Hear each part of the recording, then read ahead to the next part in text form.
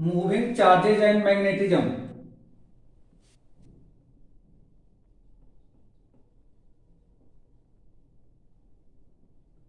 Moving charges and magnetism.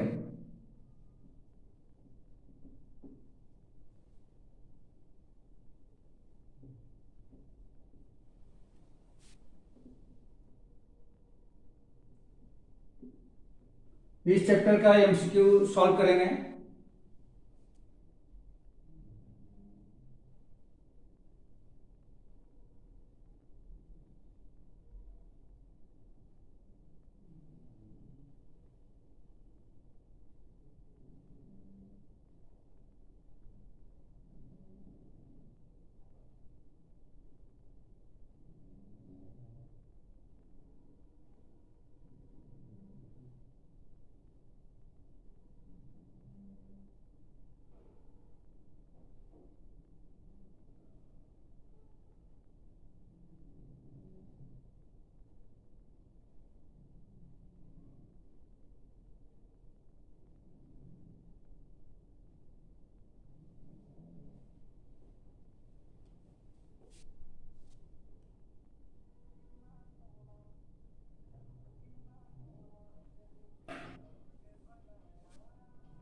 First question है, what is the space around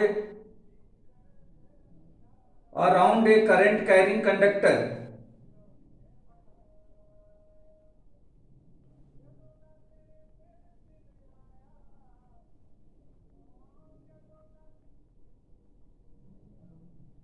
hello प्रीति,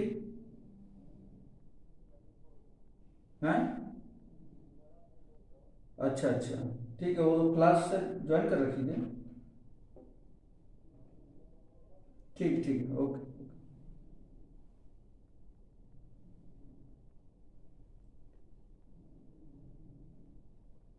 हाँ बेटा देखिए, what is the space around a current carrying conductor. पहला question है, what is a space around a current carrying conductor?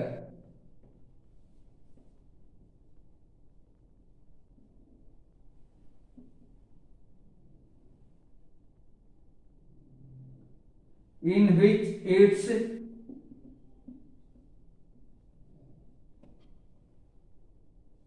magnetic effect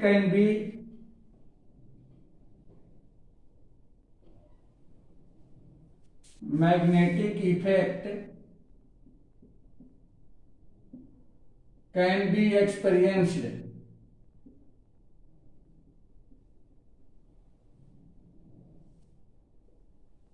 called, क्या कहते हैं बेटा? किसी कंडक्टर के अराउंड का वह रीजन जिसमें मैग्नेटिक फील्ड को एक्सपीरियंस किया जाता है उसको क्या बोलते हैं? Magnetic field. तो इसका आपका आंसर मिल जाएगा क्या? Magnetic field.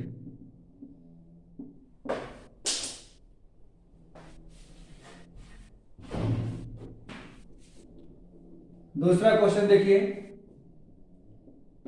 Question number 2, SI unit of the magnetic field क्या होती है बेटा?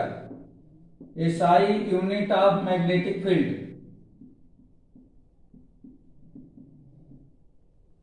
मैग्नेटिक फील्ड की एसआई यूनिट बोलो। नहीं भाई, राजदीप है, टेस्ला। टेस्ला होती है SI unit of the magnetic field, ये होती है Tesla.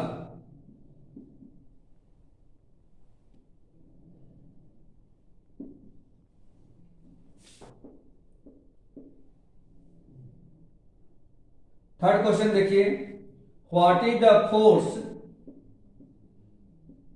What is the force exerted by a stationary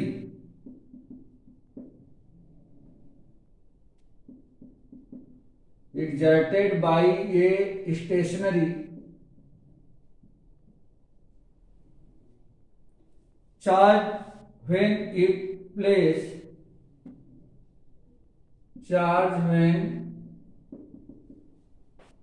placed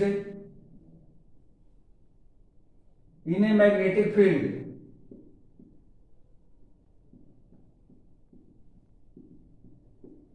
बोलो बेटा, किसी स्टेशनरी चार्ज को यदि किसी मैग्नेटिक फील्ड में प्लेस किया जाए तो मैग्नेटिक फील्ड के द्वारा उस पर लगने वाला फोर्स कितना होगा? नेहा, प्रीति,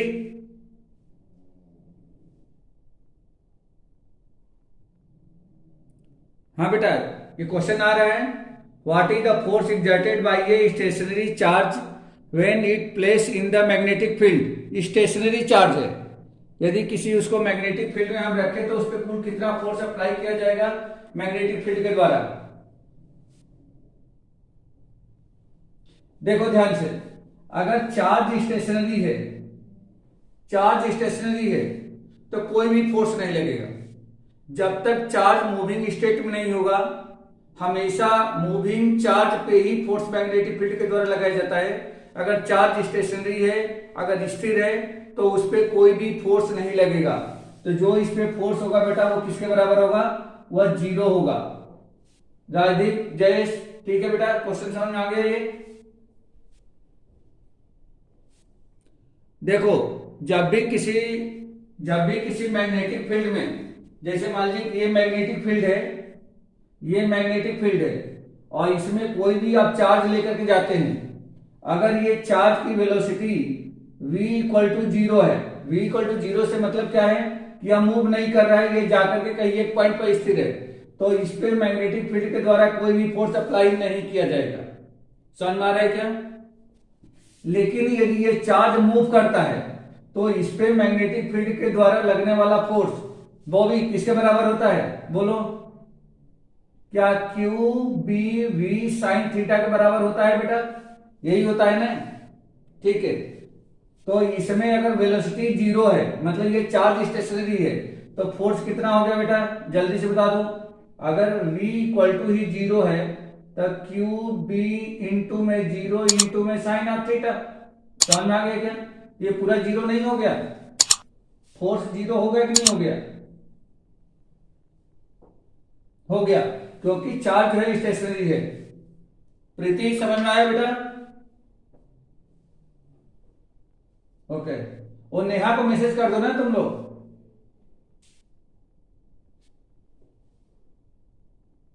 अरे वो सॉरी, योगिता नहीं है।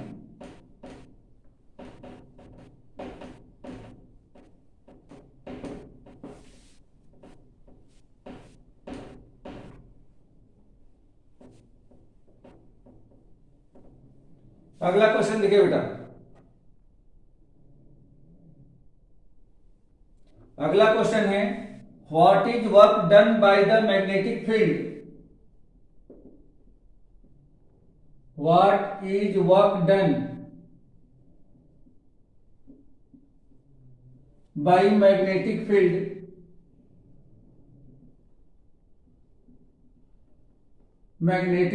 B on a moving charged particle, on a moving charged particle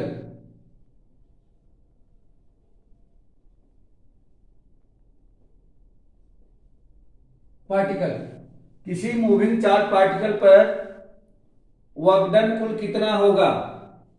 किसके द्वारा? मैग्नेटिक फील्ड के द्वारा। जैसे मान लीजिए कि ये मैग्नेटिक फील्ड है बेटा, ये मैग्नेटिक फील्ड है B, और इसमें एक चार्ज पार्टिकल वो क्या कर रहा है? वह v वेलोसिटी से मूव कर रहा है।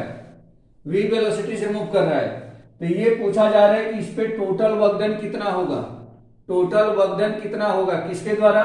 मैग्नेटिक फील्ड के द्वारा। आपको बताना है कि W इक्वल टू कितना होगा। तो ध्यान दो बेटा, अभी हम लोगों ने देखा था कि किसी मूविंग चार्ज पर मैग्नेटिक फील्ड के द्वारा जो अप्लाई किया फोर्स होता है वह एफ इक्वल टू क्या होता है, Q B we sine theta के बराबर होता है। यही होता है बेटा।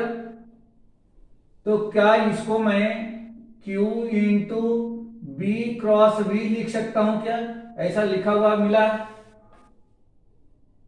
समझ में आ गया? ठीक है, Q into v cross B.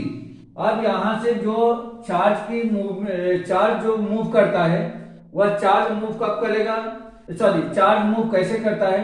तो मैग्नेटिक फील्ड के जस्ट परपेंडिकुलर मूव करता है बेटा। मैग्नेटिक फील्ड के जस्ट परपेंडिकुलर, याद करो वह सर्कुलर पाथ, चार्ज का सर्कुलर पाथ। तो सर्कुलर पाथ पे क्या हो रहा था, हमेशा जो फोर्स लग रहा था वह किधर लग रहा था, मैग्नेटिक फील्ड के द्वारा उसके सेंटर की तरफ लग रहा था और वह सर्कुलर पाथ पे मूव करता था। तो यहां पे क्या हो जाएगा, यहां पे थीटा जो होगा किसके बराबर हो गया बेटा, 90 डिग्री के।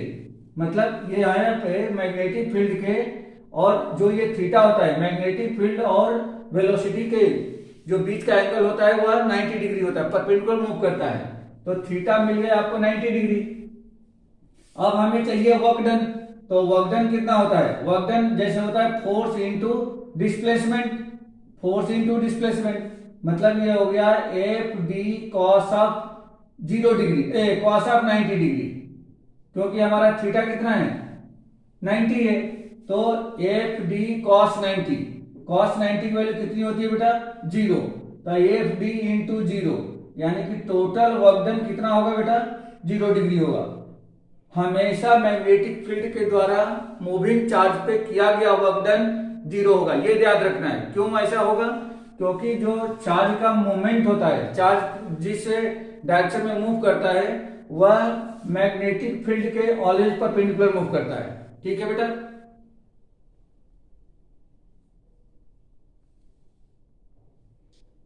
मतलब आप यहां पे बोल सकते हो कि मैग्नेटिक फील्ड जो होती है, एफएम जो होती है, वह परपेंडिकुलर होती है किसके, वी के।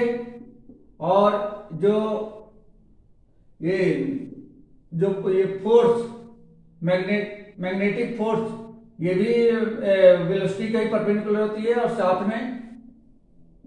साथ में मैग्नेटिक फील्ड के ही परपेंडिकुलर होती है।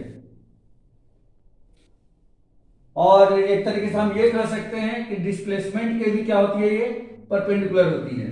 तो इस तरीके से इस पर किया गया वर्क डन किसके द्वारा, मैग्नेटिक फील्ड के द्वारा 0 हो जाएगा।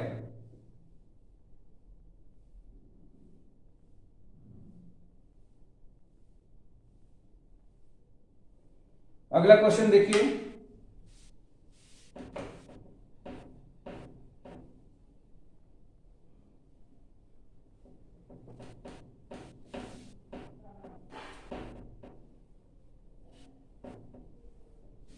Question number 6।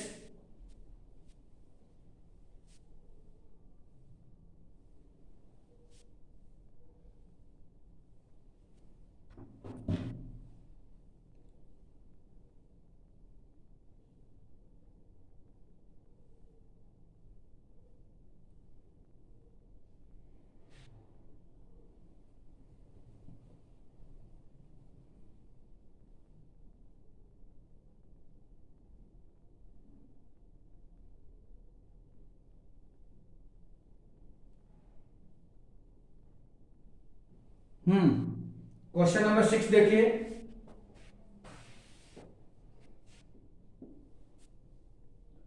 The north pole of a magnet is brought near a stationary negative charge. ये north pole of a magnet, okay okay एक मिनट, हाँ बेटा आप ठीक है, okay. A north pole of a magnet is brought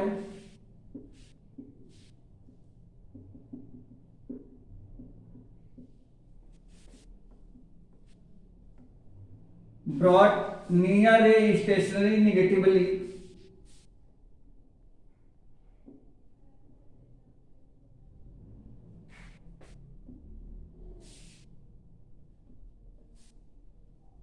negatively charge conductor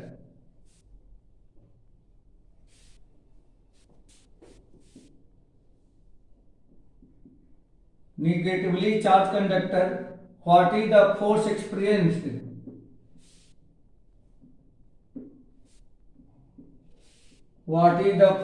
experienced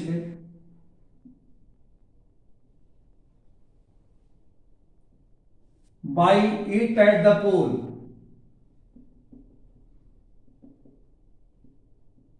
बोलो बेटा, बोलो। ये कह रहा है कि ये north pole of a magnet is brought near a stationary negatively charge conductor, what is the force experience by it at a pole? बोलो बेटा कितना होगा? इसमें ऑप्शन है आपका maximum, minimum, zero and depend on the nature of the conductor. Rajdeep, zero. Good, इसका answer zero हो जाएगा। ठीक है, इस पे कोई भी फोर्स अप्लाई नहीं करेगा।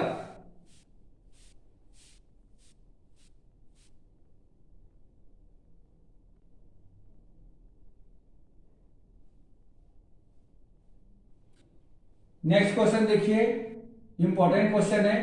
Question number 7, when a charge moved parallel or anti-parallel, when a charge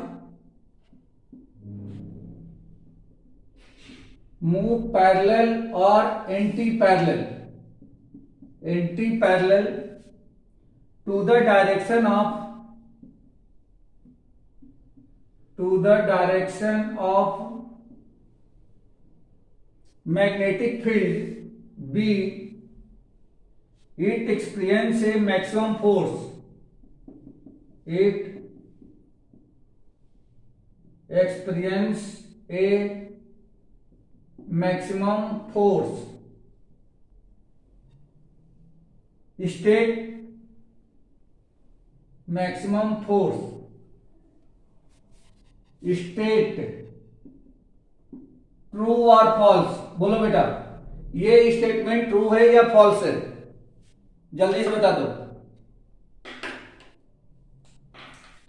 ये जैसे मान लीजिए कि ये मैग्नेटिक फील्ड है, ये मैग्नेटिक फील्ड है बी।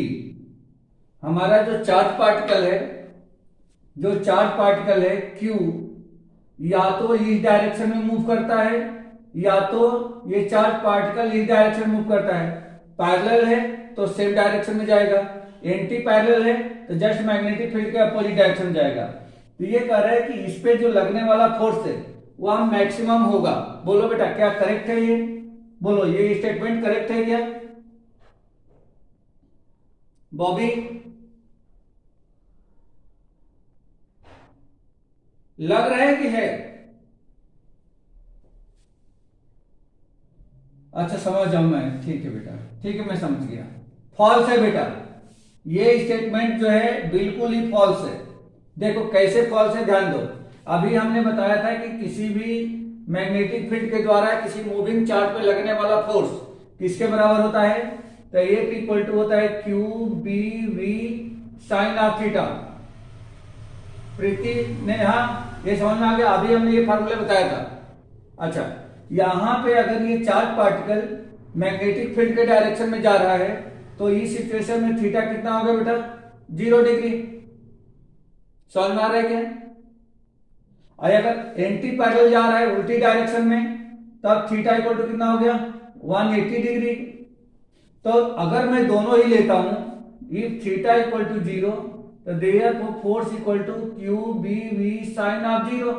साइन 0 0 होता है तो फोर्स कितना हो गया? 0 हो गया।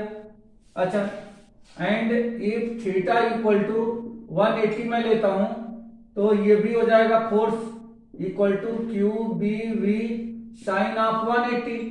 साइन 180 भी 0 होता है तो ये भी हो गया 0। तो दोनों सिचुएशन में ये तो मिनिमम फोर्स हो रहा है, मतलब कि there is no any force apply on it. अगर चार्ज जो है डायरेक्शन में या एंटी डायरेक्शन में मैग्नेटिक फील्ड के मूव करता है तो उस पर कोई भी फोर्स अप्लाई नहीं होता है। अभी हम लोगों ने देखा था कि हमेशा कब फोर्स अप्लाई होता है, जब परपेंडिकुलर डायरेक्शन में या अगर 0 और 180 को छोड़कर किसी डायरेक्शन में जाता है, जैसे हेलिकल पाथ होता है, तो उस सिचुएशन में यहाँ पे क्या होता है, मैक्सिमम फोर्स जब 90 डिग्री लगता है तो मैक्सिमम फोर्स होता है। ठीक है, ये समझ में आ गया बेटा। तो ये जो स्टेटमेंट है, यह स्टेटमेंट फॉल्स है।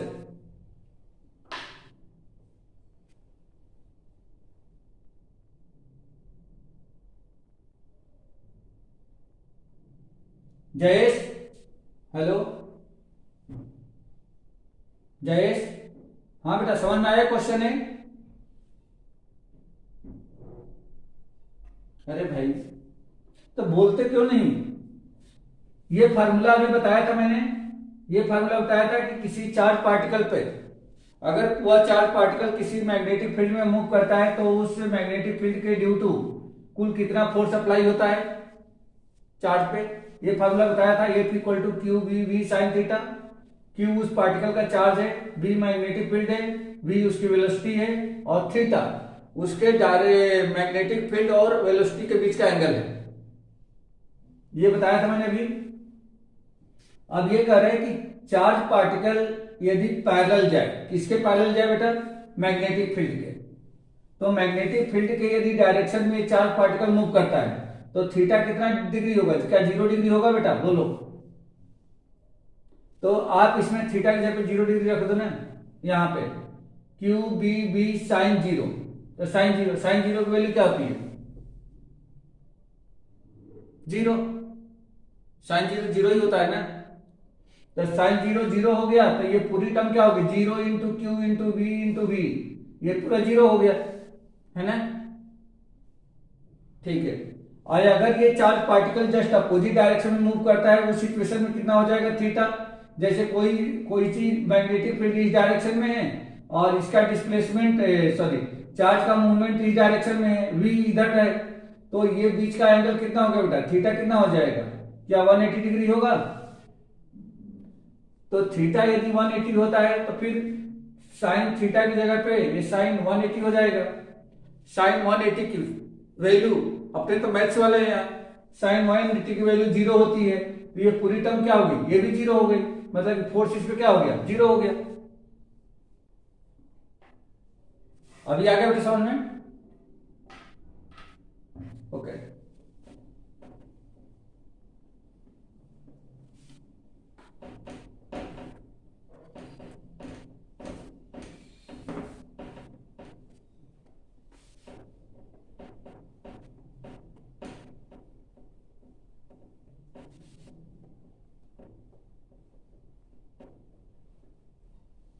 नेक्स्ट क्वेश्चन देखिए।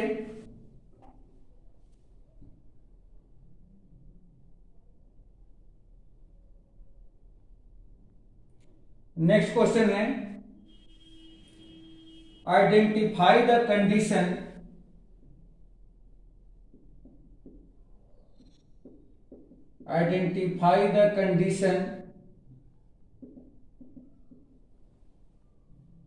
Under which the force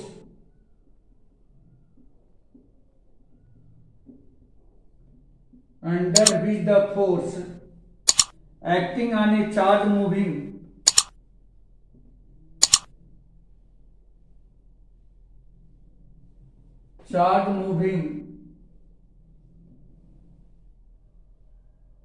through a uniform magnetic field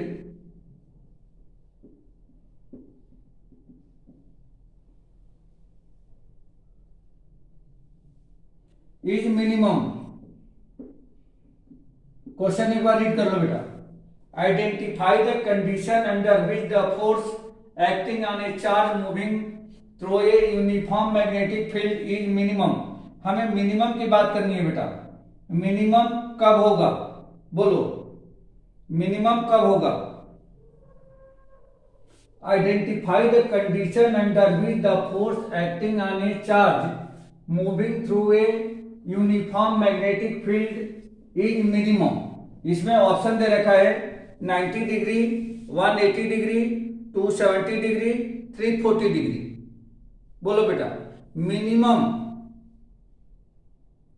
किस पे होगा, कम से कम चाहिए, कम से कम है 180 पे। तो थीटा इक्वल टू कितना हो जाएगा, बिल्कुल सही है, थीटा इक्वल टू 180 डिग्री पे क्या होगा, ये मिनिमम होगा।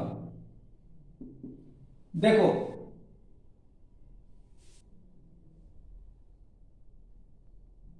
इसमें अभी हम लोगों ने क्यों ऐसा होगा, आप फार्मूले में देख सकते हो कि फार्मूला क्या है फोर्स का, F equal to q B we sine of theta, और हमारा ऑप्शन क्या दे रखा है, theta equal to 90 degree, theta equal to 180 degree, theta equal to 270 degree, theta equal to 340 degree, ये आंसर है। तो 90 डिग्री पे तो मैक्सिमम हो जाएगा, है ना, 90 डिग्री पे क्या हो जाएगा, मैक्सिमम हो जाएगा। यहां पे और इन दोनों एंगल पे भी कुछ और ही आएगा, मतलब मिनिमम साइन 180, साइन 180 की वैल्यू क्या होती है, 0। तो यहां पे मिनिमम आपको क्या मिलेगा, ये आपको मिल जाएगा साइन 180 डिग्री पे क्या मिलेगा, ये मिनिमम मिल जाएगा। ठीक है बेटा,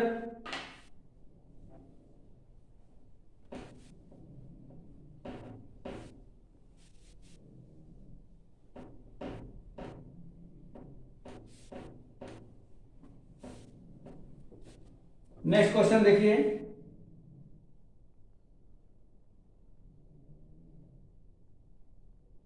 हम्म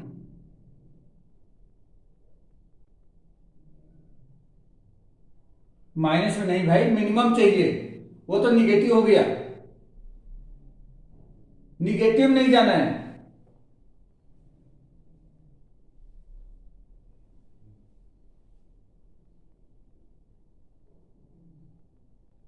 फोर्स निगेटिव नहीं चाहिए भाई ना, फोर्स निगेटिव नहीं चाहिए, मैग्नीट्यूड उसका मिनिमम चाहिए। मैग्नीट्यूड अगर फोर्स का मैग्नीट्यूड निकालते हो, जैसे मान लो कि आपका फोर्स आ गया कितना, फोर्स आ गया माइनस का क्यू बी वी, ये आ गया बेटा, लेकिन ये निगेटिव थोड़ी, ये तो निगेटिव डायरेक्शन है, फोर्स मिनिमम चाहिए। अगर इस फोर्स का आप मैग्नीट्यूड ले लोगे तो मैग्नीट्यूड कितना हो गया बेटा, क्यू बी वी हो जाएगा, ये तो मैग्नीट्यूड लोगे तो मैग्नीट्यूड ऐसा लोगे ना बेटा, ये तो सिर्फ निगेटिव क्या बता रहा है कि वो डायरेक्शन निगेटिव हो जाएगा, हमें मिनिमम फोर्स चाहिए, मिनिमम फोर्स चाहिए। ठीक,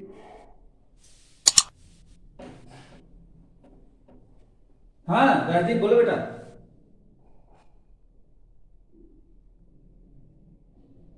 हाँ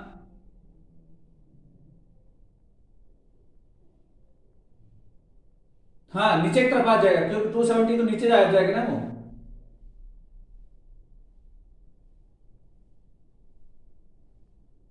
एकदम उल्टा बनता है, ये ऐसा बनता है ना, ये 90 होता है और ये 270 होता है, यहाँ का 180 होता है, ये आपका 360 होता है, मतलब 0 और 360 यही पे होता है। तो मिनिमम तो यहीं पे आएगा ना, मिनिमम यहां पे आएगा।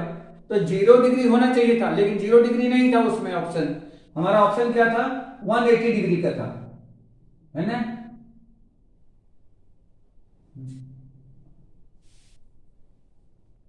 हाँ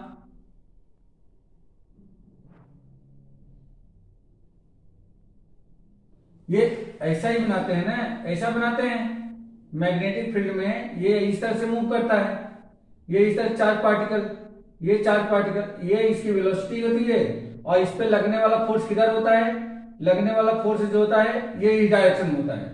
फिर जब यहाँ पे जाता है तो ये वेलोसिटी होती है, इस पे लगने वाला फोर्स इधर होता है, वेलोसिटी इधर होती है, लगने वाला फोर्स इधर होता है, मतलब हमेशा सेंटर की तरफ होता है, इस पे हमेशा सेंट्रीपिटल फोर्स लगता है, और इसीलिए क्या करता है, ये मूव करता है इस तरह से। हाँ और क्या बोलना चाह रहे थे,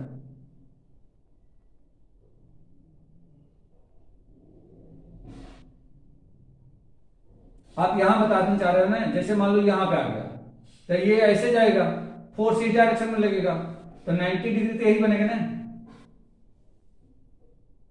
हम्म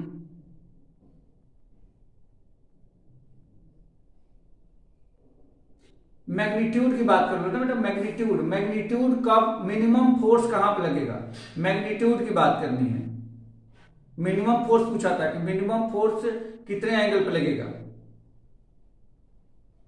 हमें डायरेक्शन से कोई मतलब नहीं है। जैसे मान लो कि अगर 270 लेते तो क्या होता है, F equal to q B we sine of 270।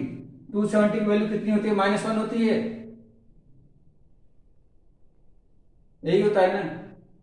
तो ये हो जाएगा minus q B we sine minus q B v हो गया, एफ इक्वल टू, अब इसका मैग्नीट्यूड लेंगे तो ये हो जाएगा क्यू बी वी हो जाएगा, है ना।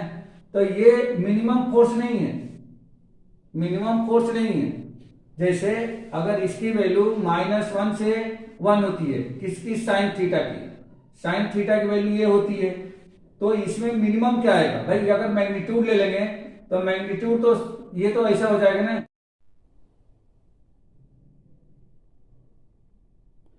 हाँ, ये क्वेश्चन आपको दिख रहा है, an electron moving with a velocity of 15 metre per second enters a uniform magnetic field B of 0.2 tesla along a direction parallel to the magnetic field. What would be its trajectory in the field? भाई magnetic field के direction में वो move कर रहा है, magnetic field के direction में वो मूव कर रहा है।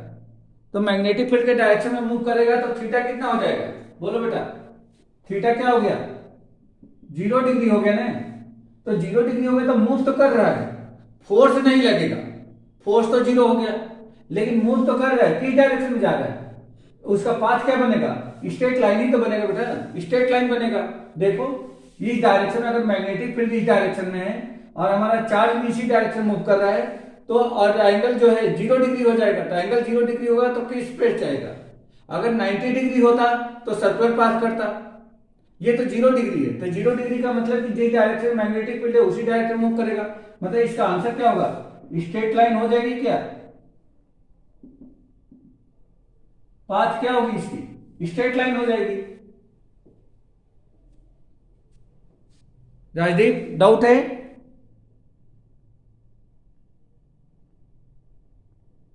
ठीक है, हाँ बोलो बोलो। देखो एक्चुअल में होता क्या है कि जब थीटा 90 डिग्री होता है, थीटा 90 डिग्री होता है और मैग्नेटिक फील्ड का डायरेक्शन ये है, तो यह हमेशा पार्टिकल जो है ऐसे। हाँ बेटा, ये समझ में आ गया क्वेश्चन में, ये क्वेश्चन समझ में आ गया सबके कि इलेक्ट्रॉन जो है अगर मैग्नेटिक फील्ड में इस वेलोसिटी से और यूनिफॉर्म फील्ड में जिसका 0.2 टेस्ला में अगर ये इंटर करता है किसके डायरेक्शन में, मैग्नेटिक फील्ड के डायरेक्शन में, तो उसका ट्रेजेक्टरी क्या होगा।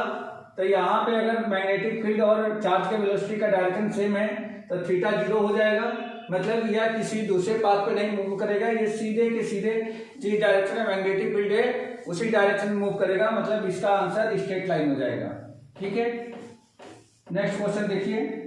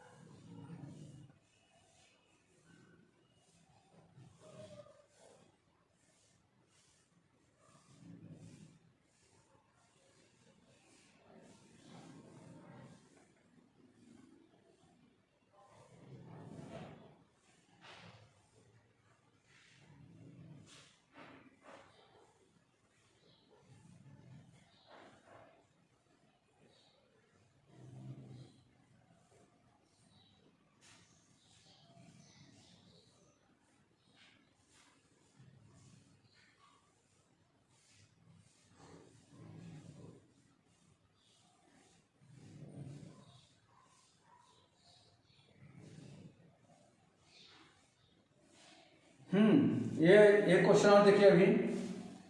ए charge particle in A plasma trapped a magnetic bottle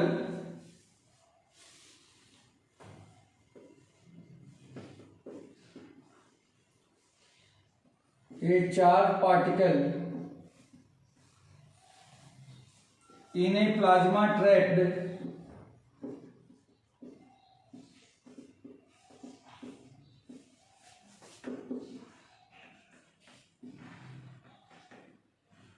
in a plasma trapped in a magnetic bottle leaks